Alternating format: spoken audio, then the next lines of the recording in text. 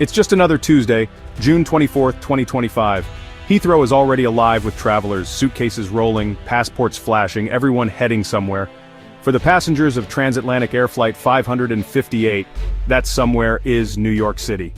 They're thinking about meetings, reunions, or pizza, not the machine about to carry them over the ocean.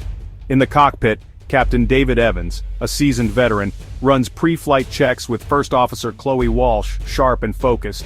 They're a calm, professional team, exactly what you want at 38,000 feet. Down in the cabin, Purser Maria Flores leads her crew through their routine checking equipment, counting meals, prepping announcements. Their smiles are genuine, but their training is steel beneath. Passengers file in, families, business travelers, couples, each trusting the crew and the aircraft. The doors close, the jet bridge pulls away, and the safety demo begins. Up front, Captain Evans gets clearance from the tower. It's time to go to work. Another day, another flight, or so it seems. The crew is ready, the passengers are settled, and the plane is poised for takeoff. No one suspects that today will be anything but routine. The hum of anticipation fills the cabin.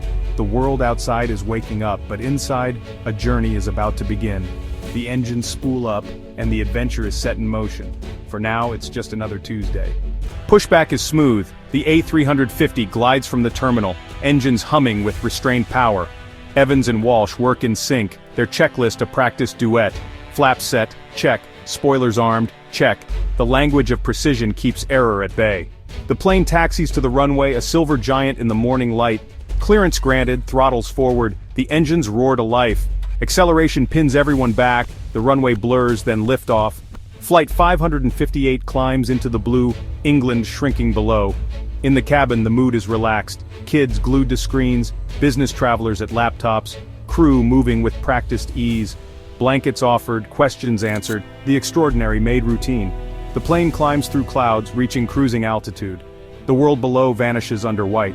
Seatbelt sign dings off, people stretch, mingle, the drinks trolley rolls. It's a floating community, suspended between continents. Everything is as it should be, smooth, quiet, on schedule. The autopilot is engaged, the long Atlantic crossing begins. Crew and passengers settle in for what should be an uneventful journey. The sky is calm, the flight routine. But routine can change in an instant. The first sign of trouble is almost invisible, a flicker on a secondary screen. Engine 2's temperature jumps a few degrees. First Officer Walsh notices, her training kicking in, don't ignore anything. She mentions it to Captain Evans. He nods, probably just a sensor, but then comes a subtle vibration, more felt than heard. Passengers think it's turbulence, but the crew knows better. In the cockpit, the tremor grows, the temperature gauge spikes again. Suddenly, a violent shudder and a loud, grinding bang rattle the plane. Heads snap up in the cabin, conversations stop. Flight attendants' smiles vanish, replaced by focused concern. In the cockpit, warning lights blaze, alarms blare. Engine 2 stall, Engine 2 failure. The autopilot disengages, the plane is in Evans's hands. The shuddering intensifies, shaking the airframe. Evans grips the controls, face set in concentration. The routine flight is over. A battle for survival has begun. The crew's training is about to be tested. Passengers sense the shift. Fear ripples through the cabin. The calm of routine is shattered. The next moments will define the flight. Every second counts. The crisis is real.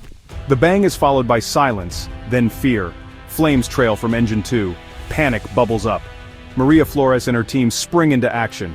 Firm voices, clear commands. Stay seated, fasten seatbelts. They move with purpose, offering comfort and control.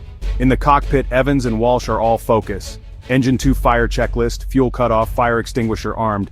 Procedures drilled by countless hours now come alive. The plane lurches. Evans fights to keep it stable on one engine.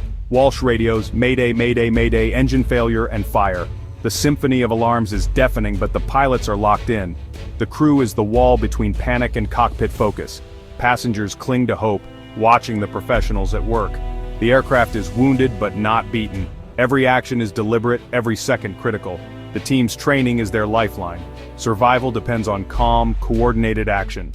The Mayday call slices through the airwaves, controllers snap to attention. Transatlantic 558, squawk 7,700 say intentions. Walsh responds, emergency, engine failure and fire. Turning back to Heathrow, request immediate descent. The controller clears a path. Flight 558 is now the center of attention. Other aircraft are diverted, a protective bubble forms. The controller feeds vital info, weather, runway, emergency services. In the cockpit, the fire is out, but the engine is dead weight. Evans decides, no time to dump fuel, we're landing heavy. It's a risk, but speed is safety. In the cabin, Evans's voice is calm. We've had a problem with our right engine, the situation is under control. We're returning to Heathrow. The crew prepares for landing, moving with urgency and reassurance. Passengers brace for the unknown, trusting the voices guiding them. The ground teams are ready, the runway is cleared, the descent is tense, every moment measured. The teamwork between cockpit, cabin and ground is seamless. The final approach begins. The fate of all on board hangs in the balance. The city below grows closer. The crew's professionalism is their greatest asset. The landing checklist is complete. It's time. The approach to Heathrow is tense. Fire crews line the runway, emergency teams on standby. The controller clears flight 558 to land. Wind steady, runway open. In the cockpit, flaps full gear down 3 green lights. Evans flies by hand, fighting asymmetric thrust, every muscle focused. Chloe calls out altitudes, a steady voice beside him.